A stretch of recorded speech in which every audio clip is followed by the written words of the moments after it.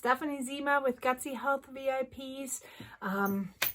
Welcome to my video. Today, I wanted to talk a little bit about my monkeys, my circus, and the overwhelm moms can feel, the shame we can experience, and the frustration we can have when we are not necessarily having the outcome in our children that we are wanting to. And what we tend to do is we tend to blame or resonate and say, or resonate, is that the right word, resonating? No. Resigning to like frustrated feelings, all those things, right? So we are feeling terrible when things don't work the way how we want. So before I'm going to get into this, and how to solve it, because I want to kind of talk to you guys a little bit on how to solve it. But I want to make sure that you are subscribing to my community. Click the subscribe button, please. And you also are checking out my website, and you also follow me on Instagram and Facebook. Wherever you are hanging out, that's where I'm at. And I would like for you to follow me and participate and engage yourself, ask questions, anything like that, because I really am looking for helping people, helping moms. Moms are helping moms win is what I'm standing for. I'm building a community of people who are all in the same boat, right? We all kind of struggle with the same things, and we all are, having to get through this. Well, see, when I say it like this, having to get through this, this is a mindset I used to have. This is a mindset I no longer want to have, because I don't want to see the childhood of my children as something I'm having to get through. I'm actually grateful for my children. I'm grateful for the time that I have with them, and I want to make the most out of it, right? And if you are really honest with yourself, I think you are too. However, at the same time, we have these moments where it's really hard, where we don't have much assistance, where we are basically at the end of our wits because we don't know what to do. Things don't work the way we want to. We get stressed, we start screaming, we throw our hands up in the air and say, "Ooh, to the hell." Or even worse, we're going to say, it's their fault. It's them. They are not doing this. They are just too sugared up, right? They haven't slept good last night. But what I want to challenge you guys today, and that is what I periodically or a lot challenge myself with, because I'm in the same boat, right? It happens to me. I have a very strong inner critic. I had a very critical household growing up. There's a big voice in me who wants to say, you are not good enough. You are not good enough of a mom. You are not smart enough to raise good children. So therefore your children are not good either. This pressure amounts to wanting my children to be perfect and wanting to kind of like have all this. It creates this huge pressure on a person, okay? And you're probably knowing what I'm talking about, because most moms are going through this. We have expectations to uphold, expectations from our own self, from our own way of our own belief system of what we grew up with. And the same as, when you have a husband and their family, your in-laws, right? They have expectations on you and your children. And then you also have the outer world expectations as to when they're looking at you, how are your children behaving, okay? So when we have all this pressure coming up, when we have all this pressure crushing in, then we can either choose to be isolating ourselves, which a lot of moms do that. A lot of moms isolate themselves because you can't handle that pressure, okay? But what it does to you is that you are feeling lonely and frustrated and sad. And that's not the way to live either, because you want to be healthy, you want to be happy, you want to do all the things, okay? But preferably with your children because you love them, right? But how do we solve all this? How do we solve all this pressure without isolating ourselves? And how do we navigate daily life through this, okay? It's actually not as hard as you think, yet it's still hard. So it starts with, first of all, admitting that it's your monkeys and your circus and that you are the circus director, right? It's your doing. So everything they are doing that you're not happy with, you have the power to change. You are the one responsible for their behavior, okay? So if they don't behave the way how you want them to behave, it's on you. And that's a really hard pill to swallow at first, when you start realizing that it's you who's responsible for it. But at the same time, friends, it's also liberating. So you can choose, how do you want to look at it? Do you want to look at it, it's hard, or do you want to look at it as liberating? I personally choose to look at it as liberating, because if it's my monkeys and my circus and I'm responsible, whew, thank goodness. I'm so grateful for this, because I get to choose what I want. I get to do something different. I get to pick how I'm going to react to the circumstances. I get to choose which beliefs I'm going to keep for myself and which ones I don't want to keep anymore. Okay, so we had, for many of you, you know, I'm in Germany right now, and here's the situation. In Germany, the rules of etiquette in families is a lot bigger.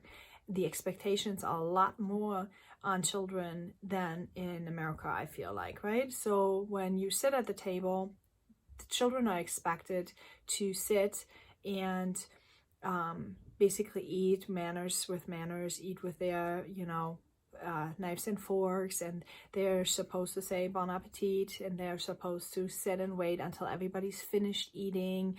And even if one person is like having dessert, these children are supposed to be sitting there. Everyone is using cutlery and ceramic plates, and a lot of children in Germany are much, how do I say that, they're already much more grown up at a younger age than that what I'm seeing in America, right? It's a cultural thing, it's a difference. So when I first came here, I was starting to feel very, very embarrassed, because my children have manners and we know how to sit together at a table, but not to the extent that children in Germany are doing it. So I fell victim of the comparinitis, okay? So I started comparing my children to their children, to these people's children, all the things. And naturally, I was starting to feel a little bit bad. I was starting to feel like my children are not good enough. Now that played into my inner critic of like, you are not good enough, which then led me to be angry and start screaming again and blaming, and until I check and body check myself again to say, it is my doing. Now, why are my children not sitting at the table? It's not that my children are not good enough. No, they're perfect. They're perfect human beings. And why are they not sitting at the table the way how I now, out of the sudden, expect them to? Well, it's because I never expected them to sit at the table that way. I never expected them to have their manners to that extent. Of course, we are using manners, but not to that extent, right? So I had to do the work of checking in with me of which one of the rules do I stand behind, which one of the rules do I truly believe, or which ones are the old rules, the rules my parents maybe had said to myself, the rules that society was saying. And I had to sit down for a minute, a hot second, and take a break with everything to realize that I'm okay with, that I'm not okay with, that I want to practice and learn more, that I don't, that I'm standing to the fact. Now I was able to set boundaries. I was able to set and say to my family, I realize that in Germany things are this way. However, I like it that way. Thank you.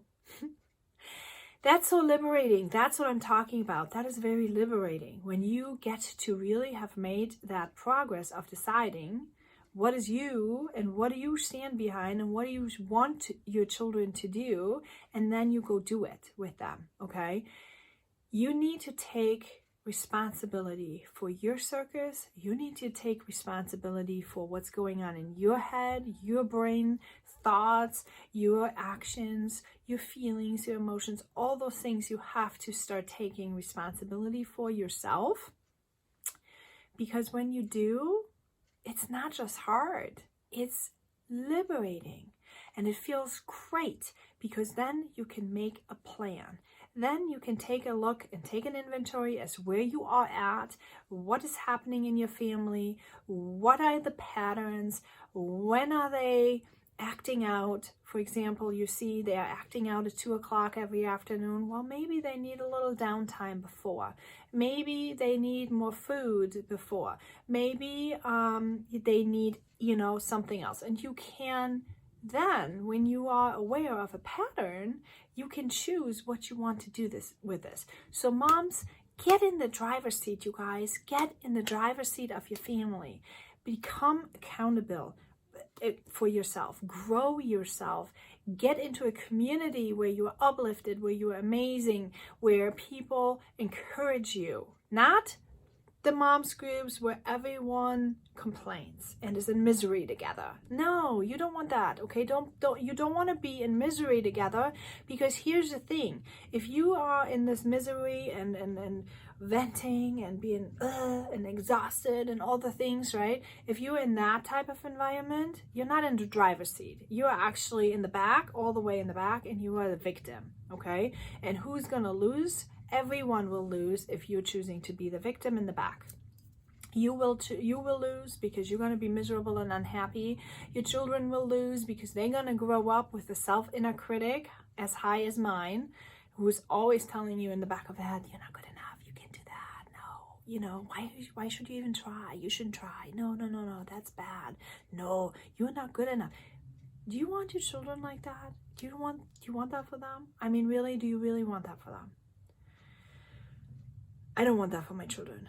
Yet I still use that talk, right? And it creates a huge amount of shame in me because it's natural in there, because that's what I've heard growing up.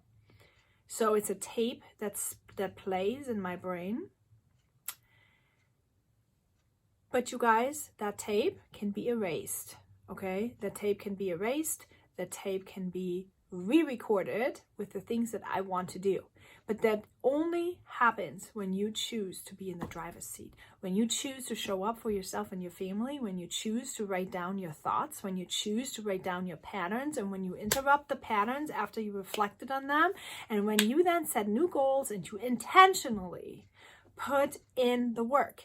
If you intentionally decide how to do things different, that's when you create an amazing family, and you are worth it. Your children are worth it. And if you want to know how to do that, if you feel like that is something you really get, like you're interested in doing, but you just don't know how to do it, my New Year, New You course is not just for emotional eating. It is what's teaching you exactly that. So your goal can be anything. Your goal can be to have like if your goal could be a weight loss goal, your goal can be a parenting goal, your goal can be any goal. And the system that I'm teaching you in the New Year, New You course is exactly what you can use for that. So think about this. I hope you found value to this. If you do, please subscribe, share it out.